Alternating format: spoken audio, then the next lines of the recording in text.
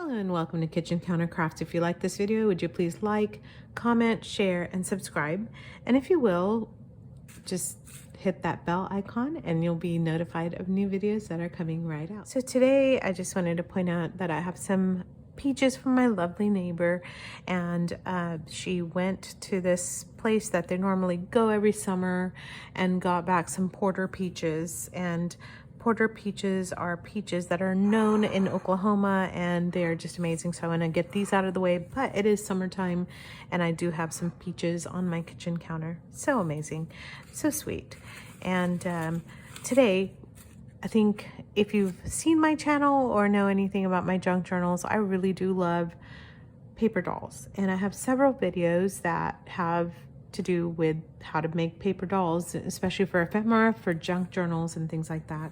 And so I've kind of a little bit been obsessed with some paper dresses for paper dolls. I mean, because if you make paper dolls, they have to change clothes, so you might as well make some dresses for them. But I thought, how cute would these look for some cards, because for one of my women's group, we're gonna have some birthdays coming up, so I thought I would do that. This is an old, old falling apart, kind of turning yellow 6x6 pad. I believe it's Michael's Recollections. I don't know, it's just old, but it is seasonal. So it's got September, October, November, etc., and January, yes, through December. And this is a 6x6 pad.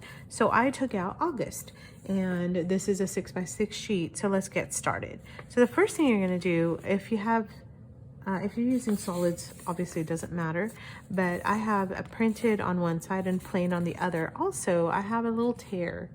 So what I'm gonna do is I'm gonna flip this down, because on the dress, you will be folding up kind of the bottom end in, so you can just pretty much hide that part, or at least I hope we can. So the first thing you're going to do is just fold with the printed side up, okay? So I'm going to do that, and I'm going to zoom in so that you can see. So folded the printed side up, and then you are going to, I already started on this, and I actually did it wrong because I was not paying attention and I was thinking about something else.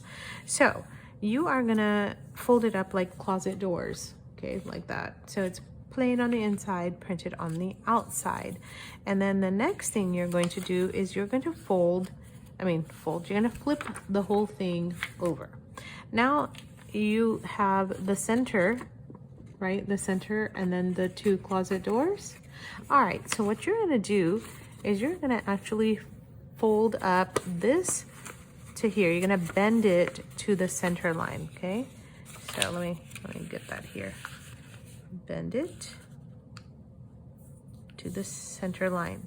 So what you're gonna do is, like in the houses of the 70s, I'm sure many of you were not alive at that time, but if you have retro houses, or even, some of the retro apartment buildings may have them. You have kind of like the accordion doors of the closet that open up. Now I was just thinking, like, I love junk journal ephemera. That's just a cool fold right there, but just wait, there's more. So what we did, just to recap, is you took your piece of paper, folded it in half, then folded doors like this, then you flipped it over, and then you brought these two to the center line, putting them together, okay? All right, so that's where you're at. Now you're gonna flip it over, and this kind of looks interesting, like this in the back. And you're gonna now take it and you're going to flip this almost up to the top, just leaving a little bit. Uh-oh, hang on a minute. This is my bottom, so that is gonna be, there we go. Is that right? I don't even know. Yeah, I think that's fine. All right, I'm trying to hide that fold there, so that I think that'd be fine. Work with me here. All right, so you're gonna fold this here so that you've got the printed coming up to the back, and now you are going to make a little fold down here, because that is gonna be that fold right there. You're gonna have the shirt in the back and the skirt there. So you're gonna just do a tiny little, almost like a finger fold here. So it's like folded onto itself, okay? So just a little folded, I'm not measuring that. So on the front, it kind of looks like a chair. And here, it's gonna look like that, okay? So then you flip it back over to the front. So you did all that in the back, okay? You flipped it this way and then you just flipped it onto itself so that it makes a top and a bottom once you flip it over. Now that is your top and that is your bottom. So on the top, you're just gonna make a little bit of, you're gonna fold it like this so that it has a V-neck, and I'm gonna show you how to do that in just a minute. There you go, see, a V-neck. And then you're going to actually tug these pretty well so that you can fold that down and it comes up. So you're gonna pull, not until it like unfolds, but pull it until this part comes up, and you're just gonna fold it. And there's honestly no wrong way to do that. You're just gonna pull and then fold, and it's okay if both sides don't match. It's not that big of a deal. That's just your skirt part coming out. So then you're gonna flip it to the back. And then the video that I watched said that this is a tricky part, and it actually is. So I'm gonna just come in a little bit more. You're going to take this gently, and you're gonna watch. You're going to, again, gently, so you don't rip it, which I have ripped it many times. So if you rip it, it's not the end of the world. But you are gonna just help this along. The part that you folded down, just don't worry about that. Just unfold it because it's gonna just give you the creases for another type of V fold. So what I had originally thought was that I was gonna be making collars, but it's not. It's just a V. So what it does is when you pull this, it helps to kind of form a magical thing back here. You'll see it. All right, so hold this down, and then the part that you had creased, you are gonna make two tiny little triangles over here. I know that sounds really weird and scary, but it's not. Just help it along. Basically what you're doing is you're making the V-neck for the dress. Okay, so just once you do it, you'll see. Just practice with a plain piece of paper. All right, do you see it's making some triangles? So here's what we did. I'm just gonna flip it. So you had folded this down, right? So that you can have, it looked like it was collars. But really what you're doing is you're folding this down, and then you've got the crease, see? Crease on the back. And then you just kind of fold these two down. That's it.